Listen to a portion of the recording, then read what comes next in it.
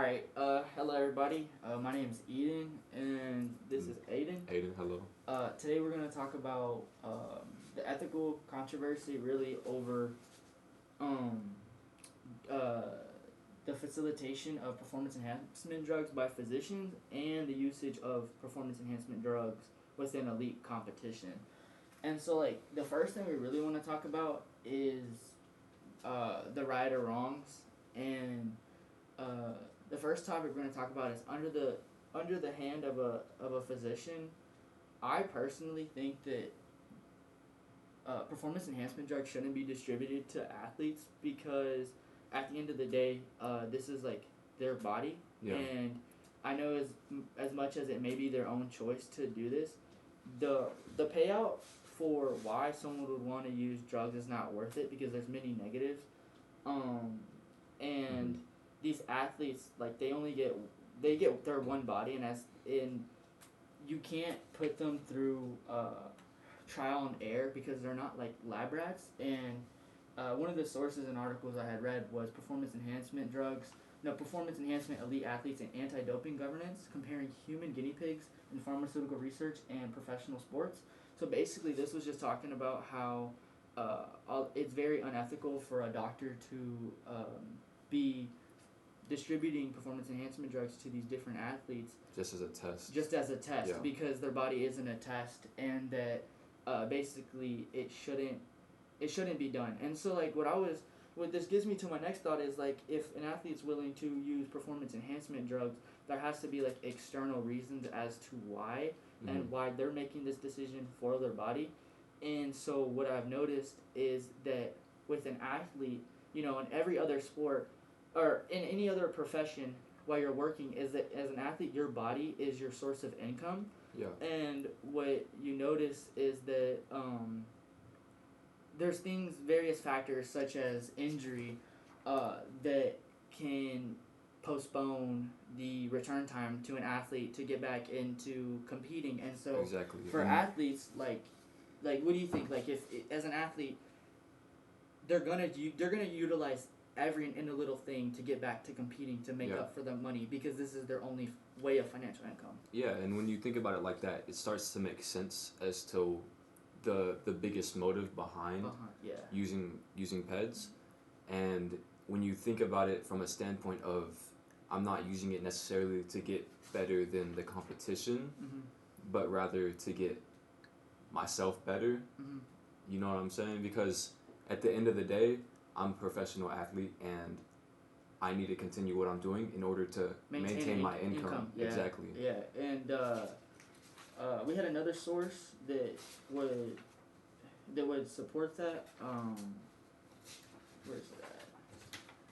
It was basically, it was just covering the topic that, like, there's as much as there is to get back from recovery, the speed up to play is a lot faster under performance enhancement drugs, and that's why many can actually be opposed to the usage of it. But it could be one of those factors for an athlete to put themselves through this. And with injury and with financial loss, there can be that motive to get back to it and return and be successful. So this kind of springs up the idea of, if an athlete were to get injured per se, and then they decide to start using PEDs in order to help with that injury, to help cope with that injury, to get them back into competition, maybe allow that under regulation or not. But if the athlete plans on returning to the sport, then by all means, when it's time for them to return, they should stop and get tested. Exactly. They need to get tested and clear all the blood work. Yeah, so I think that's actually a good thought. That, like, the only way to pass this is if an athlete through injury is allowed to dope up until the point of recovery, and then completely end it, so that it doesn't give them a competitive advantage in competition, but gives them that competitive advantage in recovery. Yeah, and that's a great point. And I know recent times of someone who did it, or allegedly, but it's been pretty confirmed. Conor McGregor in the UFC, he I want to say in one of his last fights several years ago, he broke his tibia completely. It was like a compound fracture, and he recovered in like 8 weeks. Yeah. And so what people have noticed is that his body was completely shredded when he was fighting, and like now, if you see him now, the dude is jacked. Yeah. He's like 220 at least, and going from he's like at an unnatural weight. Unnatural weight. His recovery time was a lot faster, but the fact that you had mentioned how stopping it completely before returning, Conor McGregor is not going to return to fight until June of this year. So he's been on for over 2 years. I want to say over 2 years, but he's technically hasn't cheated because he hasn't fought anybody. Yeah. He hasn't put anyone's life at risk. He ultimately did it under his own his own, yes, and while his time off, because say he would have retired after his last fight and compound fracture, whatever, ended his career and used his performance enhancement drugs to get back to shape and be healthy as an individual, he never hurt anyone. But the fact that he's returning in June of 2024, and say he gets drug tested, everything goes well, he was technically never cheating. He just recovered his own, and that could be a good standpoint as he had his own way of recovering. So that could be a good way to be able to use this performance. That's not an excuse, but it's really a good alternative. Yes. So rather than, because it's very easy to support the facts behind using performance enhancing drugs during a sport and how it can be unethical and how it can ruin the reputability of the sport. Exactly. Just because of the fact that it's unnatural and you're almost like opening a door that shouldn't be opened. Yeah. And it kind of takes you away from the competition. Mm-hmm. However, if it's not doing any of that, then it could be allowed. Yeah, exactly. Maybe it's a thought that it could be allowed. Yeah, and so with like when you're talking about reputation, a lot of these athletes, they have to live up to a reputation, or they can be the face of different sports and even brands. Yeah. So with brands, a lot of the time they're chasing after this money, and there's to be the best at your sport is going to be very hard. And so by taking these performance enhancement drugs, it can make the difference between running this time or this time and gaining a sponsorship or an endorsement.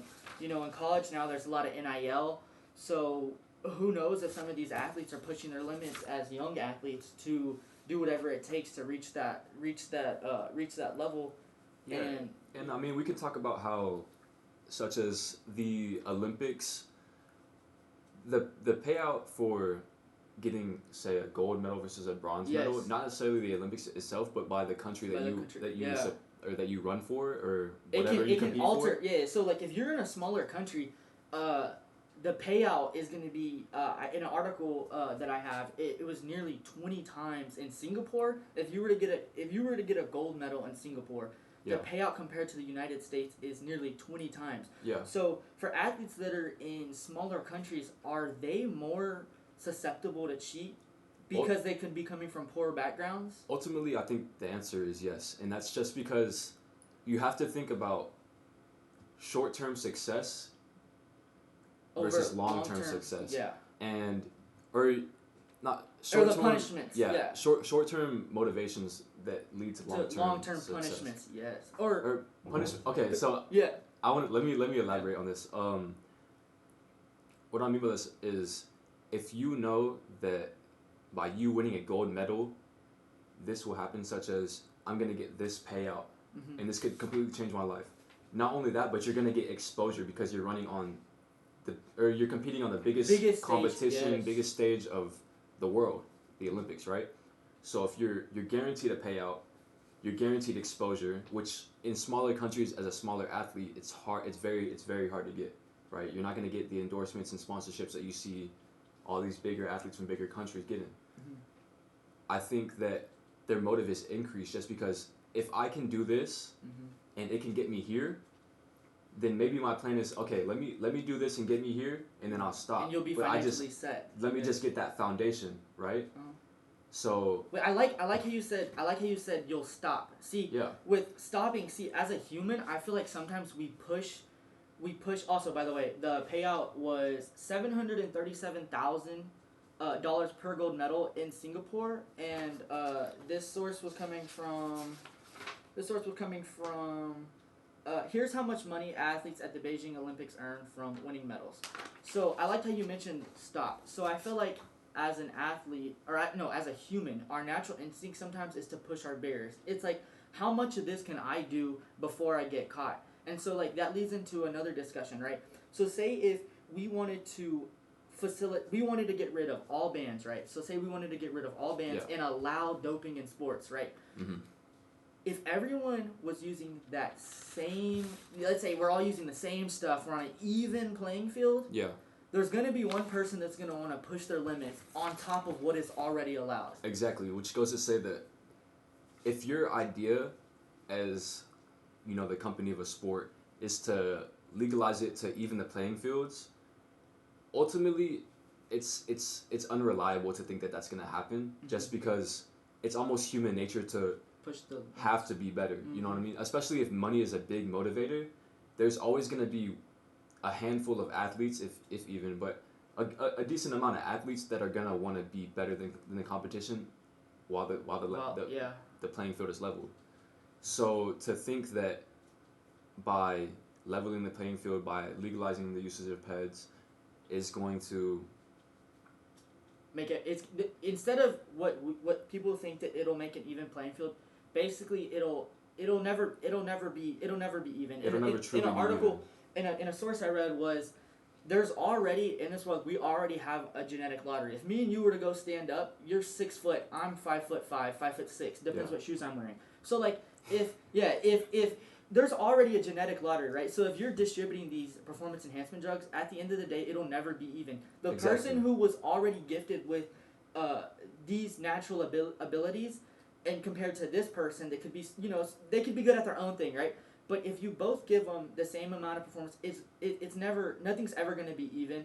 The person who was better than you when you were not doping is ultimately going to be better than you when you're on. You know what I mean? So it'll stay the same. Yeah, and ultimately it comes down to what the sport itself, or who the league maybe is trying to accomplish by legalizing that.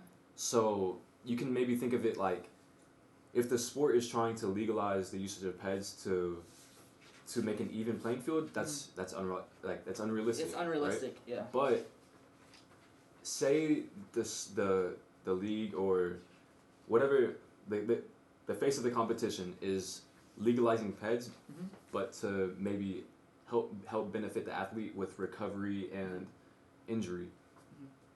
I think that would be a lot more realistic. It'd be more justifiable than to make an even playing field. And in a source we had read was, should performance enhancement drugs in sports be legalized under medical supervision? Yeah. So under this they were talking about how should it be allowed under medical supervision, and is it safe? Well, one, it ruled that it wasn't safe, and two, it talked about how the integrity of the sport is completely ruined. Like, if you're thinking this is an even playing field, or if you're thinking that just because you're under the facilitation of a doctor, at the end of the day, it's gonna ruin the integrity.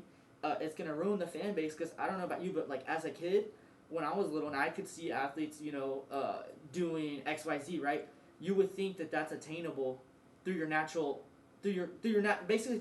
Yeah, like, because you have that security that they are not cheating. This is all natural. This is how they worked for this. They worked for this. Yes. You know what I mean? So as a fan, it really just ruins the sport. If my favorite team was to get caught cheating, or my favorite athlete was to get caught cheating, for example, Ryan Garcia this past weekend, allegedly, I don't think he got caught, but allegedly, not that he got caught, but I don't think the allegations are true. Allegedly, was taking performance enhancement drugs the night of the fight, or the night before, whatever. But there's a lot of evidence that he couldn't have been doing it. But there was multiple tests beforehand that all tested negative. And then the day of, he tested positive. So it just doesn't make sense. It doesn't make sense. But another thing that could go against that was there was tons of money on the line, tons of pay-per-view sales. So that's what I'm saying is, like, could he have doped because he knew his reputation was on the line? He was going on a Twitter ramble. He was ruining his reputation. People did not take him serious.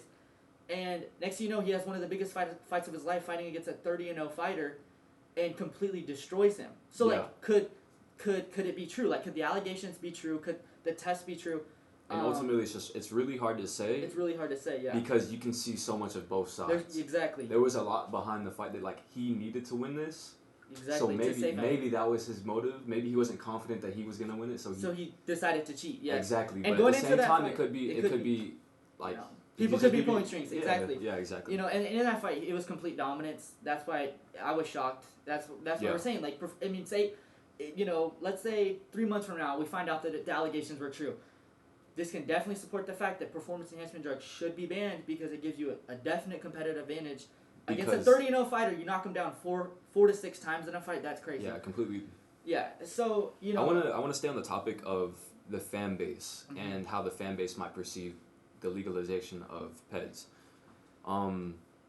Coming from the standpoint of an athlete, and I know you can relate. You get to a point as an athlete where you get the chance to start working your body more and getting yourself to the point of competing at a higher level. And when it comes to that point, everybody ultimately has like a role model almost that's in that sport, right? Someone you look up to. So I don't know how, as an athlete, I would feel if, you know, I was doing all this, putting all this work in to try to get to the higher level of someone that I look up to, just to find out that they're cheating, performing enhancing drugs. Yeah. Like, it's almost like it almost leaves the people who want to be there only one option. You know what I mean? And like, it's well, if he did it, I did it. Exactly. Yeah. Which I don't think is the best idea, especially coming from big business standpoint. It's very controversial and it gets very twisted when it comes to you're now influencing people that, you know, had nothing to do with this to start taking these drugs so that they can get to that point. And that just has to do with being the face of a lot of these sports. Exactly. Like, and honestly, like say if Noah Lyles were to get caught. Yeah. Like, that would destroy so many people. Because like, you see, it's one thing to see an athlete perform, you know what I'm saying, perform at his best, but it's another thing when you try to reach that as well, and then you figure out the why behind it, like how this is happening. And that's the money, that's the fame, the endorsements, and I think that's why those who have, you know, retired and have never been flagged for that, like Usain Bolt, he's so respected among everyone because the dude was the fastest man in the world. Exactly. It was a role model to many and never got flagged, never got caught. Not saying never got caught, but, you know, they never found anything throughout his career. Think about how the conversation might turn, say, he was on performance enhancing drugs. It would ruin everything. Yeah, I mean, he's, like, notably, he's still the fastest man in the world. But what does that mean? Exactly. You know what I mean? Yeah. And like you're saying, you had said at some point everyone was at an even playing field, right? You were talking about once you get higher up, everyone, you know, let's say an athlete, right? They all get the same gear, they all get the same equipment, the same thing, but at some point you can only be better than the next person, and I think that's why they resort to cheating, right? Yeah. But there's other factors that you can utilize as an athlete that can give you a competitive edge, whether that is sleeping more, whether that is your recovery process, you know, the different ways of training, the different ways of eating. And, you know, when I was in high school, I want to say freshman, sophomore year, carbon fiber plated shoes were becoming like a big thing because you know, the face of running was Eliud Kipchoge, right? So he uses those shoes, right? He breaks the marathon record unofficially, officially, whatever, right? But basically Nike was using his figure to display these carbon fiber plated shoes. Pretty much. But yes, exactly. But, and it wasn't like, it was innovation, but it wasn't cheating. It was legalized. I mean, obviously it went through revisions and stuff, and they had to, because at some point I believe some shoes were banned because they exceeded a 40 millimeter sag height or whatever. But what I'm getting at is these shoes right here, they are, you know, normal daily running shoes, right? They bend, whatever, right? The shoes I'm about to show you have a carbon fiber plate. So this is what you'll see a lot of the professional, all of. You see, the thing is, if you're not running at an elite level with a carbon fiber plated shoe, you're only putting yourself at a disadvantage. And this is completely legal. It's if everyone, each company has their own version of it. There's no excuse for a school that is sponsored by Nike to race against a school that's sponsored by Adidas, because there's new rules that allow those who are running for Adidas branded schools to utilize these carbon fiber plated shoes. Exactly, and so we were talking about earlier the leveling out the playing field by allowing PEDs, but let's talk about this. So, an example, a Nike track spike similar to the one he has here. So these, they have air pockets. Yeah, an air pocket here, and a carbon fiber plate that it's sitting on. And these were revolutionary, pretty much. Exactly, it changed everything. Yeah, every athlete that wore these was running way faster. Yeah, had a better performance. And ultimately what had happened with the NCAA is schools that... So how the NCAA works is there's schools that are sponsored by Nike, there's schools that are sponsored by... Under Armour, Adidas, New Balance. Yeah, and so only Nike athletes were able to run in these, which was ultimately unfair. Yep. So, in result to that, the NCAA had decided to just completely ban them because they were giving a competitive advantage. They had an advantage. In response to that, they realized that, ultimately there's really nothing wrong with the shoe. So they decided to bring it back, but they didn't just bring it back to Nike athletes. They decided to allow all athletes in the NCAA to run with them, whether you were under an Under Armour school, Adidas school, New Balance, Asics, any school. It didn't matter. And they did that to level the playing field, right? And we can tie that back into PEDs when we were talking about leveling the playing field by legalizing it. I don't think it would. But yeah, even then, it wouldn't. Yeah, it wouldn't level out the playing field because.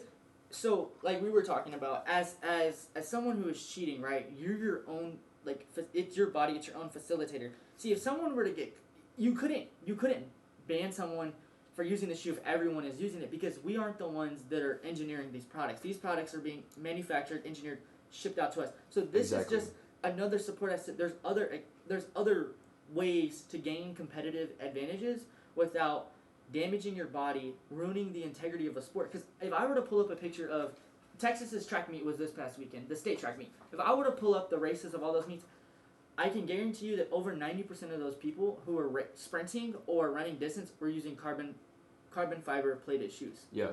And that has just changed over the years. My freshman year, I was lucky enough to get a pair, or my sophomore year, I was lucky enough to get a pair. But if you go to a meet, maybe one or two people would have them, and then as the years progressed, so did the sales, so did you would see the usage of people using these, the times would start to get faster, but everyone is using it. I would consider this a good example of an even playing field. And let's talk about that. So, just based off of the evidence of, allowing these to be used, right? Like you said, everybody is using them. Whether you compete at any school, the professional level, college level, or even high school level, everyone is using these. High schoolers have these. I think even junior high, they're starting to use them now. Kids are having these. So I don't recommend it, but that's another discussion. That's another controversy to talk about. I don't recommend younger kids using carbon fiber plated shoes because it's harder on your legs. Think about that impact and relate it to what if we legalized PEDs for professional sports. It wouldn't put the right influence on the right people. You know what I mean? Exactly, yeah. It wouldn't put the influence that, okay, we're going to legalize it for this sport, but we're only going to,